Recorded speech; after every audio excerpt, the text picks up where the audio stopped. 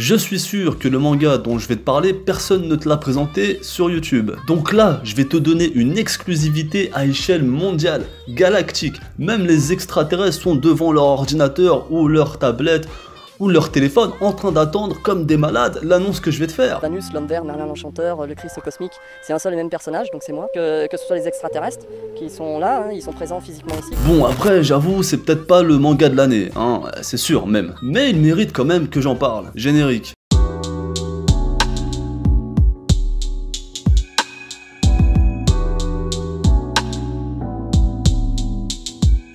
Reigen, une première édition en auto-publication pour son créateur, ça veut dire que le mec il s'occupe de tout, de A à Z. Il te récite tout l'alphabet d'une seule traite, sans l'aide de personne. Le gars il est auteur, dessinateur, scénariste, il fait la distribution tout seul comme un grand, et il trouve même le temps de faire des crêpes bretonnes dans une crêperie au Japon. Alors je vous mets un œuf, du fromage, ok, des oignons, sauce algérienne. Ah désolé monsieur, on n'a plus de Saint-Bernard. Par contre, il nous reste du caniche au poil roux. Ça va, je plaisante, tout le monde sait que les Japonais ne mangent pas d'oignons dans leurs crêpes.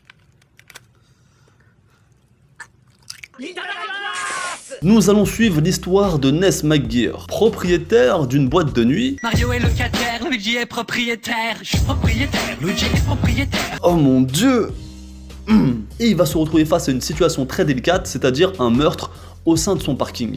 Hein, voilà, donc ouais, c'est très délicat. Hein. Histoire classique, un gros lourdeau à la limite de la beaufrie. Olivier, tu vas me niquer la batterie. Drague une petite meuf, son mec arrive et se fait planter. Les choses commencent à ce moment-là. On découvre alors que McGear et le meurtrier ne sont pas comme nous. Ils ne sont pas totalement humains. Déjà les mecs, ils sont immortels, hein, donc ça règle pas mal de petits soucis au quotidien. Tu résistes à tout. Accident, maladie, les Marseillais à Miami. Et ils peuvent matérialiser leur énergie vitale en arme blanche pour pouvoir combattre. Hein, évidemment, c'est pas pour couper du pain ou pour faire un kebab. Et ils appellent ça le généraux. La première question que je me suis posée en lisant ce manga, c'est comment vaincre son ennemi, hein, que ce soit le gentil ou le méchant, puisque les deux sont immortels. Donc, comment tuer l'autre? Eh bien, tout simplement, en lui coupant la tête.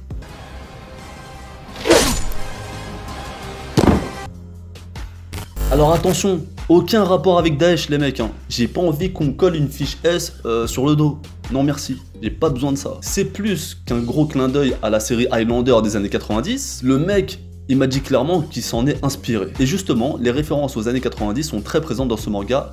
C'est aussi pourquoi il m'a plu. Au niveau du scénario, moi je trouve qu'on est dans du shonen assez classique. Hein. L'auteur m'a dit qu'il tend entre shonen et seinen, mais pour l'instant sur les 3 chapitres, c'est plus du shonen. Donc je m'attarde pas vraiment dessus, hein, parce que va demander à un shonen de te faire un bon scénario, c'est comme demander à un âne, un bourricot, de gagner une course au PMU.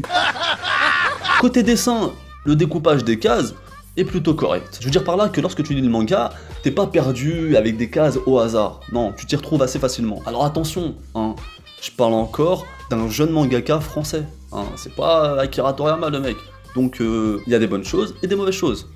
En termes de chara design, il y a de l'idée, il y a de l'inspiration, mais c'est encore parfois très brouillon. Et ça m'a dérangé au début. Même si on voit, je vais pas dire une nette amélioration au fur et à mesure des chapitres, mais le gars il essaie de s'impliquer. Il faut prendre conscience, encore une fois, qu'il fait tout seul. Je pense que si un grand mangaka et une maison d'édition se penchent sur Reigen, comme ils l'ont fait pour One Punch Man, ça peut envoyer du lourd. Ça peut envoyer un shonen assez lourd, hein. Quand tu vois Black Torch, tout ça, c'est de la même trempe. Alors moi, Black Torch, j'ai fait le mec que j'ai pas aimé. C'est pas que j'ai pas aimé, mais c'est pas un truc de ouf, mais c'est plutôt pas mal pour un shonen. Et bien là, c'est pareil. Évidemment, n'hésite pas à t'abonner si t'es toujours pas abonné. Dis-moi en commentaire si ce manga te donne envie.